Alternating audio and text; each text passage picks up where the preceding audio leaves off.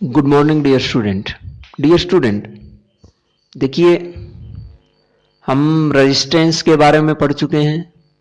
Resistance जब series में हो, पैरेलल में हो, तो कैसे हम उनका इक्विवेलेंट निकालेंगे वो भी हम पढ़ चुके हैं।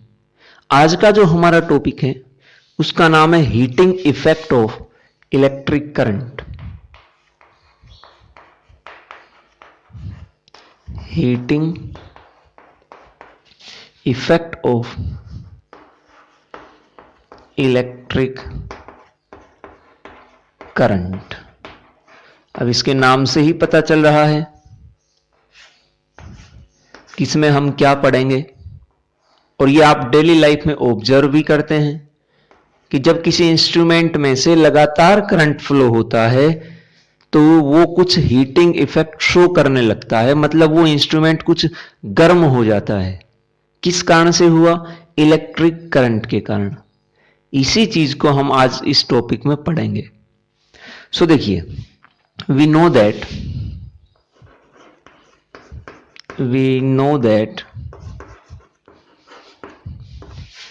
cell or battery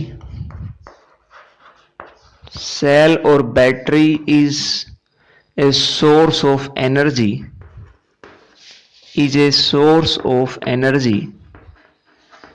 in electric circuit.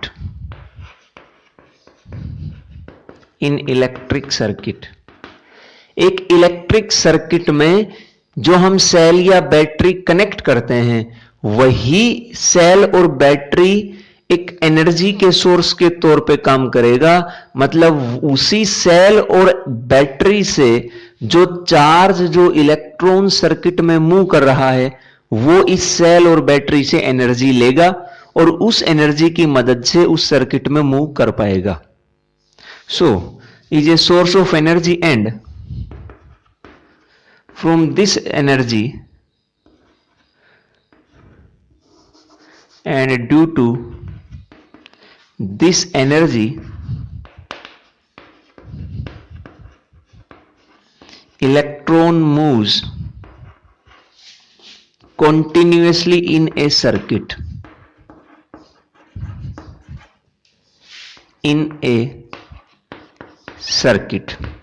But electron consume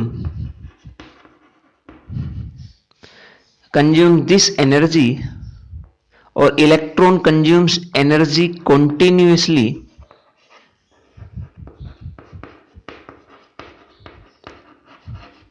from this source. ऐसा नहीं है कि इलेक्ट्रॉन ने एक बार एनर्जी ले ली तो फिर चलता ही रहेगा। वो बार बार उस सोर्स से एनर्जी लेता रहता है। अब वो जो एनर्जी बार बार ले रहा है, ऐसा क्यों है? भाई, एक बार एनर्जी उसने ले ली तो फिर चलता रहना चाहिए, लेकिन ऐसा नहीं है। एक बार उसने एनर्जी ली, एक चक्कर लगाया, फिर दोबारा एनर्जी लेगी, दूसरा चक्कर लगाएगा। इस तरह से बार बार उसको एनर्जी की जरूरत होती है। इसका मतलब पहले जो एनर्जी ली थी वो खत्म हो गई तो दोबारा एनर्जी की जरूरत पड़ी, दोबारा वाली खत्म हो गई तो तीसरी बार की जरूरत पड़ी। अब ये एनर्जी खत्म क्यों हो रही है? ये एनर्जी कहां जा रही है वो देखिए। नाउ क्वेश्चन ये है हमारे पास, वेयर डज दिस एनर्जी गो? ये एनर्जी जाती कहां पे है? सो देखिए, इसका आंसर आएगा, भाई कुछ पार्ट तो एनर्जी का जो काम हमें कराना है उसमें यूज होता है। जैसे पंखा चलाना है तो कुछ एनर्जी का पार्ट तो इस पंखे को चलाने में लगेगा, बाकी कुछ पार्ट वहां हीटिंग इफेक्ट शो करेगा, कुछ एनर्जी वहां हीटिंग इफेक्ट शो कराने में काम आएगी। सो यहां पे हम लिख सकते हैं कि one part of energy is used in useful work in useful work, for example कैसा यूजफुल वर्क, जैसे for example in moving A fan, in moving A fan. तो कुछ पार्ट तो इसका फैन को चलाने में लग गया, while some part of energy, some part of energy dissipated in the form of heat, in the form of heat। अब वही हमें निकालना है कि कितना एनर्जी का पार्ट हीट की फॉर्म में वहां खत्म हो रहा है, वही पार्ट हमें यहां निकालना है। लेकिन कुछ इलेक्ट्रिक सर्किट ऐसे होते हैं जिनमें मोस्टली पार्ट ही हीट की फॉर्म में वहां यूज होता है। जैसे एक इलेक्ट्रिक हीटर आपने लगाया, तो जो भी करंट, जो भी एनर्जी जा रही है इलेक्ट्रिक हीटर में, वो सारी की सारी हीट की फॉर्म में कन्वर्ट हो रही है, क्योंकि इलेक्ट्रिक हीटर हीट हमें प्रोवाइड कराता है। इसका मतलब जो इलेक्ट्रिकल एनर्जी उस हीटर के पास आई, उस सारी इलेक्ट्रिकल एनर्जी को वो हीट में कन्वर्ट कर रहा है। इलेक्ट्रिक आयरन एक इंस्ट्रूमेंट है, वो भी सारी इलेक्ट्रिकल एनर्जी को हीट में ही बदल रहा है। इसका मतलब कुछ ऐसे भी इलेक्ट्रिकल इंस्ट्रूमेंट होते हैं जो सारी की सारी एनर्जी को हीट में बदल देते हैं। So but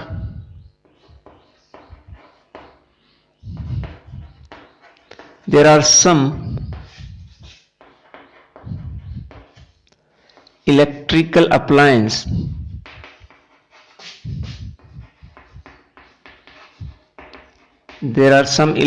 appliance which convert all energy into heat, all energy into heat। For example,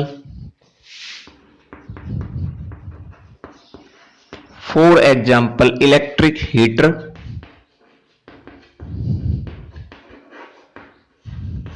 electric iron,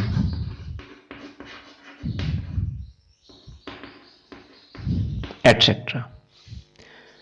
अब वो कितनी हीट कन्वर्ट कर रहा है वो हमें देखना है। मान लीजिए, लेट अस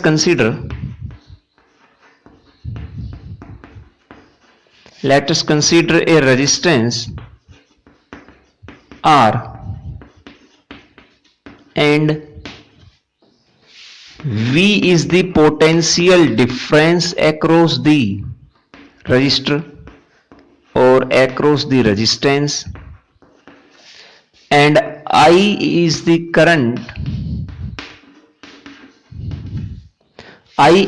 current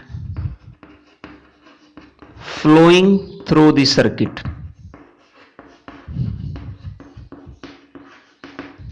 सो देखिए, और I is the current flowing through the resistance, ये मान लो। सो हमने कहा कि भाई ये एक रेजिस्टेंस है, इस रेजिस्टेंस को हमने एक सेल से कनेक्ट कराया, इसके कारण इसमें से करंट फ्लो होगा। मान लो इसने पोटेंशियल डिफरेंस प्रोवाइड कराया V, रेजिस्टेंस है R, तो इस रेजिस्टेंस के अक्रॉस पोटेंशियल डिफरेंस आ गया है V। इसी पोटेंशियल डिफरेंस के कारण इसमें से करंट फ्लो हुआ और इसको हमने नाम दिया I। अब I करंट अगर फ्लो हो रहा है तो हम लिख सकते हैं I होता है Q अपॉन T। अब इस I करंट को फ्लो कराने के लिए हमें कितने वर्क की जरूरत पड़ेगी, वो वर्क हमें निकालना है। सो देखिए, वर्क होता है, आपने वर्क जब इलेक्ट्रिक पोटेंशियल पढ़ा था तो वहां हमने देखा था इलेक्ट्रिक पोटेंशियल में work equals to potential difference upon charge Q। ये हमारे पास वहां से एक्सप्रेशन आई थी। V पोटेंशियल डिफरेंस है, Q चार्ज है, तो हमें इतना वर्क करना पड़ेगा जिसको नाम दिया W। यहां से अगर आप V को निकाल लें, और सॉरी ये मिस्टेक कर दी, वर्क डन होता है या इलेक्ट्रिक पोटेंशियल हमारे पास होती है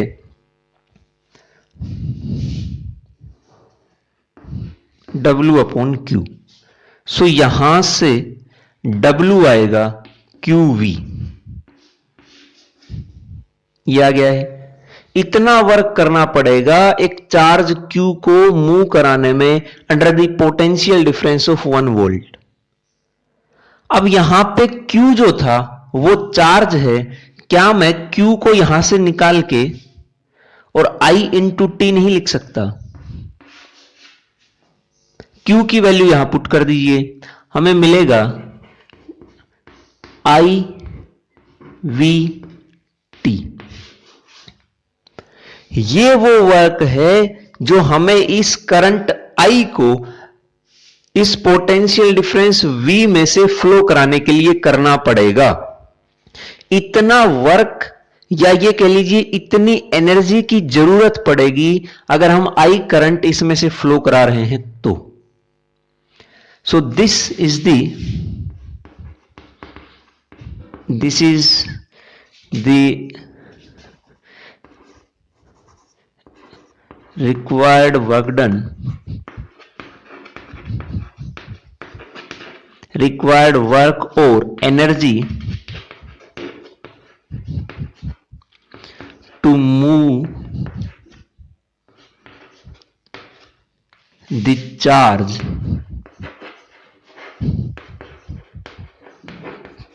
through a resistance R, through the resistance R when potential difference is V volt. V volt का पोटेंशियल डिफरेंस हो तो इतना वर्क या इतनी एनर्जी की जरूरत पड़ेगी। और ये इलेक्ट्रिक करंट इस रेजिस्टेंस में से फ्लो हो रहा है, और यही वो वर्क है, यही वो एनर्जी है जो हमारे पास हीट की फॉर्म में हमें यहां मिलेगी। आप इस वर्क को थोड़ा सा और मॉडिफाई कर सकते हैं। हमें पता है V equals to, we know that V equals to IR। अगर मैं V की जगह IR लिख दूं तो ये वर्क बनेगा I स्क्वायर, या I पहले से था V की जगह एक I लिखा R और साथ में T, ये बन गया I स्क्वायर RT। ये वो वर्क है जो हीट में बदल गया है। इसका मतलब heat produced in the circuit is I square RT। This is the heat produced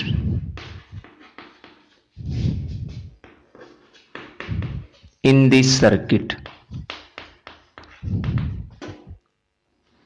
and this is also known as, इसे हम जूल्स हीटिंग इफेक्ट के नाम से भी जानते हैं। This is also known as Joule's heating effect of current।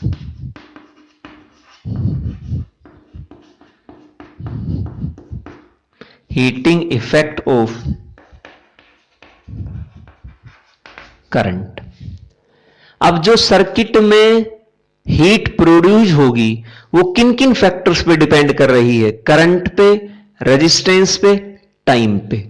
T वो time था जिस टाइम में हमने Q चार्ज को फ्लो कराया था। सो यहां पे आप देखिए heat produce is directly proportional to I square. इसका मतलब जितना करंट फ्लो होगा उतना ज्यादा हीटिंग इफेक्ट होगा। ये हम देखते भी हैं, जिस इलेक्ट्रिकल अप्लायंस में से ज्यादा करंट फ्लो होता है उसमें हीटिंग इफेक्ट भी ज्यादा आता है, वो ज्यादा गर्म होता है। दूसरा है heat produced is directly proportional to resistance. जितना ज्यादा रेजिस्टेंस होगा उतनी ही ज्यादा हीट भी होगी। आप देख लीजिए कि इलेक्ट्रिक आयरन या इलेक्ट्रिक हीटर में इतनी ज्यादा हीटिंग क्यों होती है, बल्कि और जो इंस्ट्रूमेंट चलाते हैं उसमें तो नहीं होती। जैसे हमने टीवी लगाया तो उस टीवी में तो इतनी हीटिंग नहीं होती, लेकिन अगर वहीं पे हम टीवी को हटा के इलेक्ट्रिक हीटर या इलेक्ट्रिक आयरन लगा दें तो उनमें हीटिंग ज्यादा होती है। कारण क्या है? क्योंकि जो इलेक्ट्रिक हीटर और आयरन जिस मटेरियल से बनते हैं उनका रेजिस्टेंस बहुत हाई होता है, और रेजिस्टेंस हाई तो हीटिंग इफेक्ट भी बहुत ज्यादा होगा। थर्ड है heat is directly proportional to time. भाई जितना ज्यादा टाइम रहेगा हमारे पास हीट उतनी ही ज्यादा प्रोड्यूस भी होगी। सो ये वो फैक्टर्स हैं जिन पे ये हीटिंग इफेक्ट डिपेंड करेगा। जो हीट प्रोड्यूस हो रही है वो इन फैक्टर्स पे डिपेंड करेगी। सो ये था हमारा heating effect of electric current.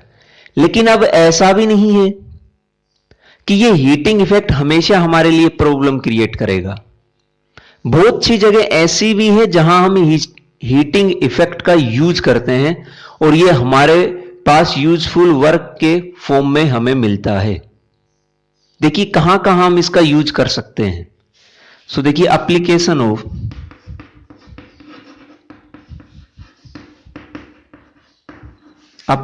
Of heating effect of current.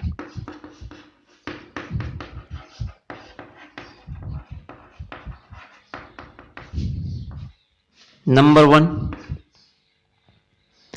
जो इलेक्ट्रिक आयरन और इलेक्ट्रिक हीटर होते हैं वो इसी हीटिंग इफेक्ट का यूज करते हैं। So heating effect of current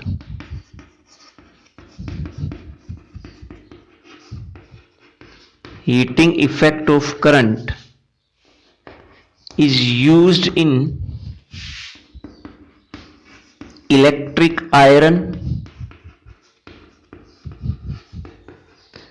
and electric heater. और भी आप एग्जाम्पल ले सकते हैं। इनमें इस हीटिंग इफेक्ट का हम यूज करते हैं। इसी heating effect of electric current के कारण ये गर्म हो पाते हैं। इलेक्ट्रिक आयरन बहुत गर्म होनी चाहिए, इलेक्ट्रिक हीटर भी बहुत गर्म होना चाहिए। कब हो पाएगा और किस कारण से हो पाएगा? भाई आपने जो वायर्स लगा रखी हैं, कनेक्टिंग वायर्स हैं स्विच से लेकर और हीटर के बीच, तो जितना स्विच में से करंट निकलेगा उतना ही वायर में से आएगा, उतना ही वायर में से होता हुआ हीटर में जाएगा। लेकिन वायर और हीटर में से गर्म केवल हीटर हो पाता है, वो वायर्स नहीं हो पाती। कारण क्या है? हीटर इसलिए गर्म हो पाता है, हमने कहा था जिसका जितना ज्यादा रेजिस्टेंस हीट उतनी ही ज्यादा होगी। ये इलेक्ट्रिक आयरन और हीटर जिन मटेरियल से बनते हैं, या तो वो constantan, मैग्नीन,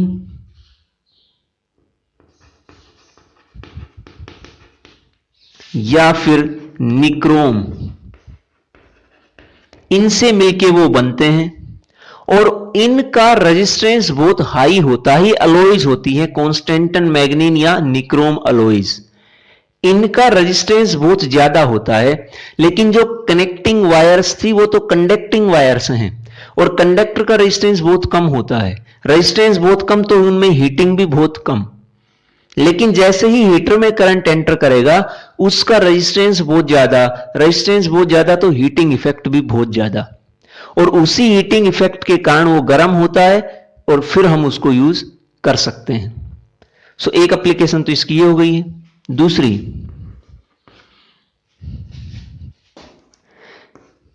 heating effect of electric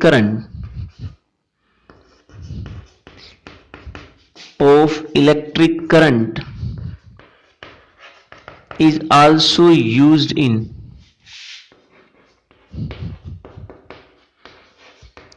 electric fuse.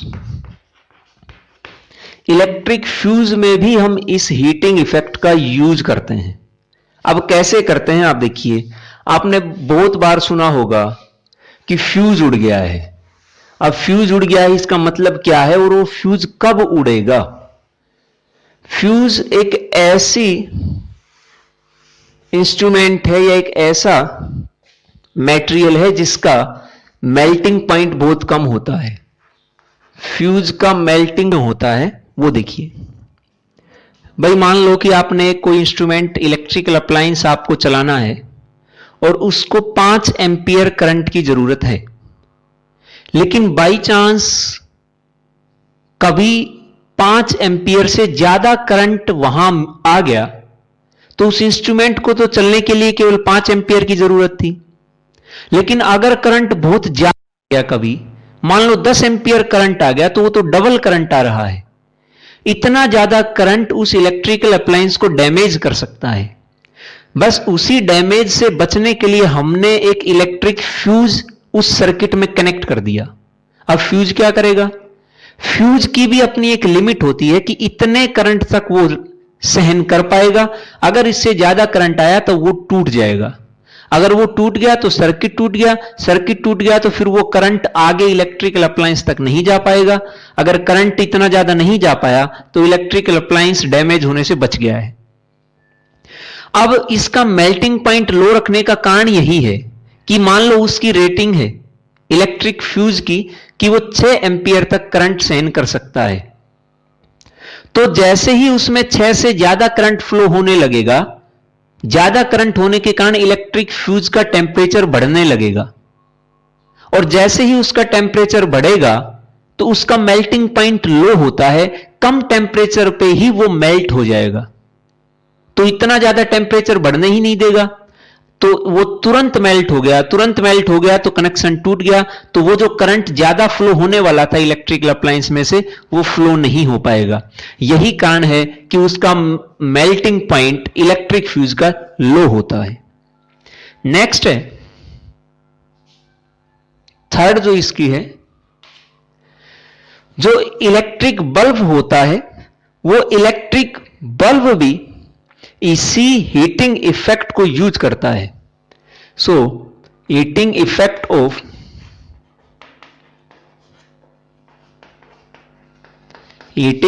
Of current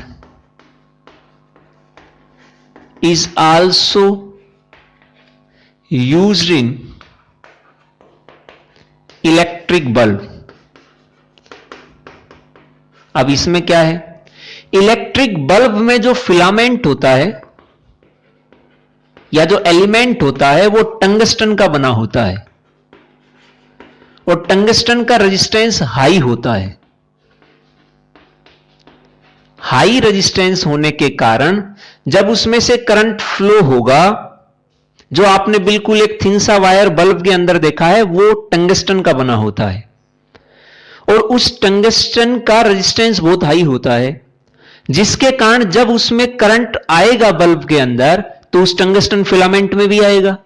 उस टंगस्टन फिलामेंट में जब करंट आया तो रेजिस्टेंस हाई होने के कारण वहां हीट प्रोड्यूस होगी। वो ज्यादा टेम्परेचर उसका इंक्रीज कर जाएगा उस फिलामेंट का, और उसी टेम्परेचर इंक्रीज करने के कारण वो filament, tungsten filament light emit करना शुरू कर देगा। जो हम देखते हैं, वो जो लाइट हमें मिलती है वो लाइट इमिट करना शुरू कर देगा, वो टंगस्टन फिलामेंट। किसके कारण? कि उसका टेम्परेचर बढ़ गया। टेम्परेचर क्यों बढ़ा? क्योंकि उसका रेजिस्टेंस ज्यादा था तो हीट बढ़ गई, हीट मिली तो टेम्परेचर बढ़ गया। तो वहां इस टंगस्टन फिलामेंट में भी, इलेक्ट्रिक बल्ब में भी इस प्रिंसिपल का हम यूज करते हैं, हीटिंग इफेक्ट ऑफ करंट का यूज करते हैं। अब ये जो टंगस्टन है वो तो आपने देखा होगा कि बहुत थिन सी एक वायर होती है, फिर वो इतना टेम्परेचर बढ़ने के कारण टूट क्यों नहीं जाता? वो इसलिए नहीं टूटता क्योंकि इसका मेल्टिंग पॉइंट बहुत हाई होता है। फ्यूज का तो मेल्टिंग पॉइंट लो था, लेकिन इसका मेल्टिंग पॉइंट बहुत हाई होता है, तो ये बहुत हाई टेम्परेचर तक भी मेल्ट नहीं हो पाएगा। तो इसके हाई मेल्टिंग पॉइंट होने का ये फायदा मिला हमें। ये जो लो मेल्टिंग पॉइंट का जो फ्यूज था, ये कहां कनेक्ट करेंगे हम? घरों में 3 वायर होती हैं, एक बोलते हैं live wire, neutral wire, earthing. Live wire जिसमें से करंट आ रहा है और वो 220 वोल्ट के ऊपर 220 वोल्ट के पोटेंशियल पर रहती है, और जो न्यूट्रल वायर है वो 0 वोल्ट पे रहती है। यही कारण है कि वहां लाइव और न्यूट्रल के बीच एक पोटेंशियल डिफरेंस बना 220 माइनस 0, 220 वोल्ट, और उसी 220 वोल्ट के पोटेंशियल डिफरेंस के कारण करंट फ्लो होता है। आपको पता है करंट तभी फ्लो हो पाएगा जब पोटेंशियल डिफरेंस होगा, तो वहां लाइव वायर और न्यूट्रल वायर में पोटेंशियल डिफरेंस होता है जिसके कारण करंट फ्लो होता है। खैर छोड़िए, इस पे आते हैं। तो जो इलेक्ट्रिक फ्यूज है वो इलेक्ट्रिक फ्यूज लाइव वायर में कनेक्ट होता है, मतलब जिसमें से करंट आता है उस वायर में ये इलेक्ट्रिक फ्यूज हम लगाते हैं। एक ऐसा मटेरियल जिसका मेल्टिंग पॉइंट बहुत कम हो। यह था आज का हमारा टॉपिक जिसका नाम है heating effect of electric current. Joule's heating effect भी हम इसका नाम देते हैं। सो इसको करिए। एक टॉपिक इसमें और बचता है चैप्टर में, उसके साथ ये कंप्लीट हो जाएगा। तब तक इसको करिए। मिलते हैं नेक्स्ट लेक्चर में। Thank you.